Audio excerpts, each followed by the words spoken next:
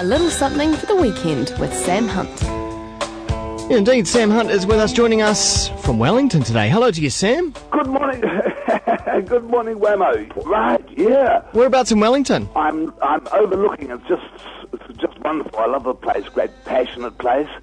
Lyle Bay and the windsurfers are out there. I'm sitting up in bed. Oh, nice. I'm in bed recovering from late work these nights. Yeah. But it's just lovely. Now I'm staying.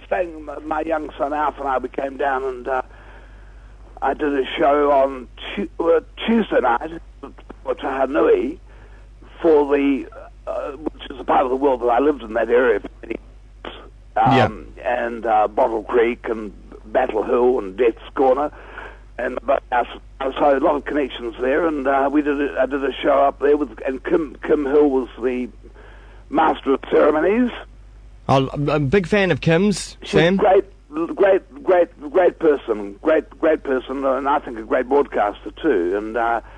And she did a great job. So she was sort of explaining the history of the area, because they're raising money. So before the whole place gets taken over by suburbia, they're getting the history recorded. Cool. And my show was raising money so they can get, and I think they raised lots of money actually, which is really good for 300 people, and great night put on at the Pawataha Nui Lodge. Yeah. And it was a lovely night. It was really good, and lovely people. Some old friends, of course, I didn't know anything about.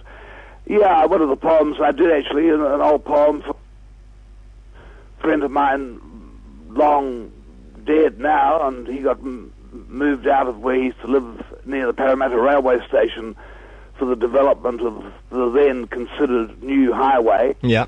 His name was, I'll tell you the poem. It's called Dan and the Peacock. There's a constellation, a small constellation in the southern sky that some people will know called Pavo the Peacock, and that's always regarded as the fisherman's constellation. Right. So here's a little poem which is called Of Dan, who was my old friend, of Dan and the Peacock.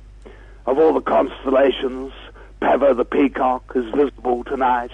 Pavo has the whole night to himself. He struts terribly. In our tangle of fishing boats and batches, the only light is his net, his lamp burns late. Tomorrow night, beyond the whole of Cook straight to himself. He will drag the dark, bring home a peacock. Yeah, so sort of, not without being sentimental or anything, but remembering people like that, and the people like Te Rangi Hayata, the great Ngāti Toa chief and poet. Yeah, so we did that. Now, one thing last week, Wammo, I was talking about Jenny Bornhold. Yes, I remember that. You remember that? Yep.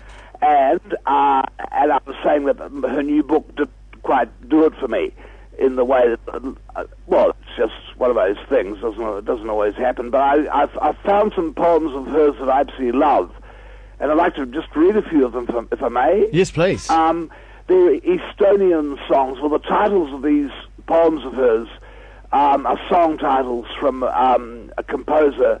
He was a choral composer. His name is Velio Tormus. He wrote different works like Litany to Thunder, Bridge of Song, and this one is actually from a recording called Forgotten Peoples. And the titles come, Bornhold's poems come from the titles of some of these songs. I love them. Cool.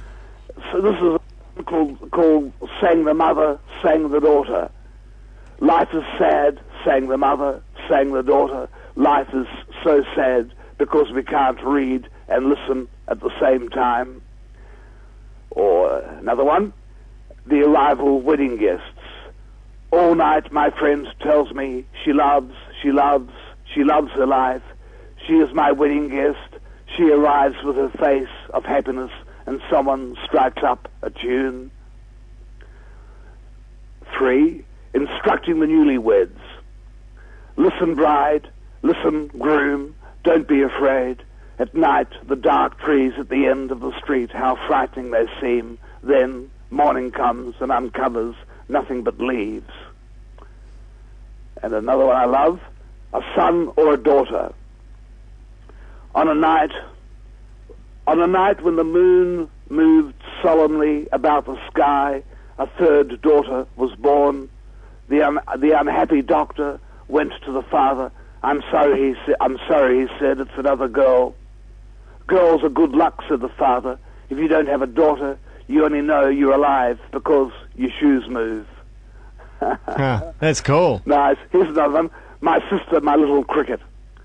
Listen, sister, sometimes it seems life's not worth a bowl of old onions, but like travel, you should stick with it for the points of interest along the way. Take love, for instance. That's interesting in any language. What was it? Life is like a bowl of onions. Life is like a bowl. I love it.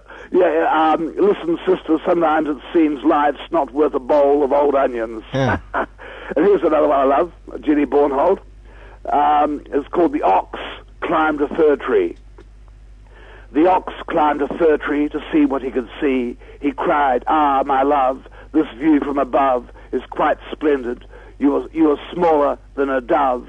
He cried, "Ah, my love, I am enthralled, but now I can't see you at all." 7.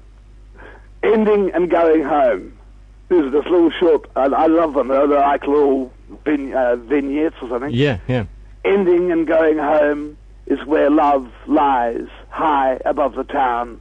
My favourite place, where you find sweet apples fallen on the soft ground. Beautiful. A weeping maiden. The world's in a spin. Yellow continents turn and turn until the little caravan of feeling topples forward and runs wildly down the road. And the last one I have here, which is a lovely one to finish this group on, I think, lullaby. Sleep gently, little one. The world is a ball. It knocks quietly against the window in the wind. Sleep gently. Nothing will harm you. Yeah. So, you can't always like everyone's contemporary work. I'm not particularly taken with, although it won the Montana Prize for Poetry I gather last year, Jenny Bornholt's Rocky Shore. Yeah. But, it's like, I suppose, with anyone, you go and you think, oh, yeah, but look at this, what they wrote. So that's that. And just to finish off my little one, shall I read you a new poem that I just made up? Yeah, excellent. It's got no title. So if anyone that listens to Kiwi FM can think of a title for this one, they can come up with it. We'll have a competition. It goes like this. This is a world premiere now, okay? Okay, here we go. So everyone's all okay? Yep. It goes like this. It's the timing that matters. Say, for example, you don't know what to do, next minute say, if it happens to be high noon, you're fine and everything's okay. But find yourself lost in some corner, or lurking and lost something in some corner, not knowing which way to go, and it's just before midnight, and all the stars are out, or soon to go out, and you don't know what to do. I'd say you're fucked. It's the timing that matters.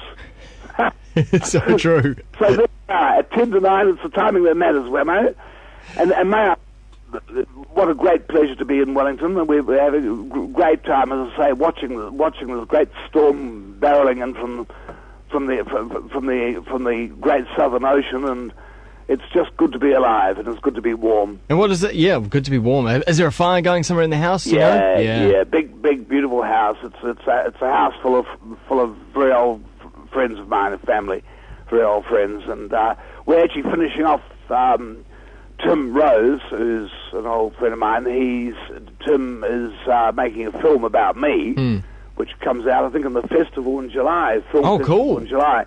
And so today we're just, in fact, Alf and Tom, my two sons, we're going to be playing a game of table tennis, which they're filming, because they want to get that as a final shot. Oh, great. Yeah, gosh, they'll be in post-production furiously finishing it off, I'd imagine, because that's not far away. It's all happening, so all we have to do is play table tennis while the people who do the real hard work have to do the post-production, like you say. So how are you at table tennis? I don't know if you know this, Wammo, but I'm sort of fairly hard there. Yeah?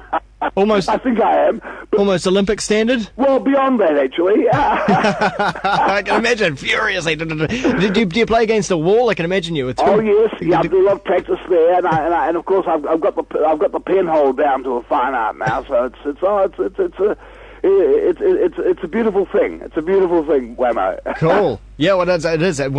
Once you're in the rhythm, man, it is amazing. But it takes me a few hours to work up to that point. I'm a bit that the same. Yeah. The last time that I played out, my 12-year-old, he actually beat the arse off me. So I better not go on too much how good I am.